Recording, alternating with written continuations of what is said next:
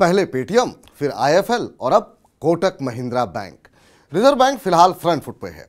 ताजा कार्रवाई में रिजर्व बैंक ने कोटक महिंद्रा बैंक को तत्काल प्रभाव से नए क्रेडिट कार्ड जारी करने पर प्रतिबंध लगा दिया है। आरबीआई ने ऑनलाइन और मोबाइल बैंकिंग चैनलों के माध्यम से नए ग्राहकों को जोड़ने पर भी बैन लगा दिया है।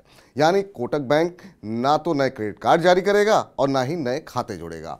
मौजूदा आंकड़ों की बात करें कि Kotak Mahindra bank 59 lakh credit card जारी कर चुका है। वहीं कोटक बैंक के 811 के नाम से ऑनलाइन खाते खोलता है। इन खातों की संख्या भी 1,75,00,000 है। हालांकि मौजूदा ग्राहकों और क्रेडिट कार्ड सेवाओं पर इस रोक का कोई असर नहीं होगा। अब जानते हैं कि कोटक बैंक पर कार्रवाई क्यों की गई। आपको बता दें, केंद्रीय बैंक ने नियमों की अनदेखी की वजह से ये कार्रवाई की है। रिजर्व बैंक ने यह कार्रवाई 2022 और 2023 के आईटी जांच के बाद की। दरअसल कोटक महिंद्रा बैंक के आईटी सिस्टम में खामियां पाई गई थीं। इसके बाद आरबीआई ने कोटक बैंक से इन खामियों को लेकर के स्पष्टीकरण भी मांगा था, लेकिन कोटक बैंक की तरफ से दी गई सफाई से केंद्रीय बैंक संतुष्ट नहीं था। अब जानते हैं कि ये रोक कब तक लागू रहेगी।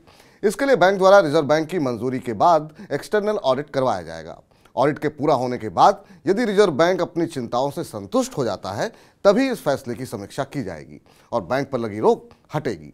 गौरतलब है कि कोटक महिंद्रा बैंक का क्रेडिट कार्ड बिजनेस कुल बिजनेस का लगभग 3.8% है। ऐसे में इस तरह का प्रतिबंध बैंक के कारोबार पर गलत प्रभाव डालेगा।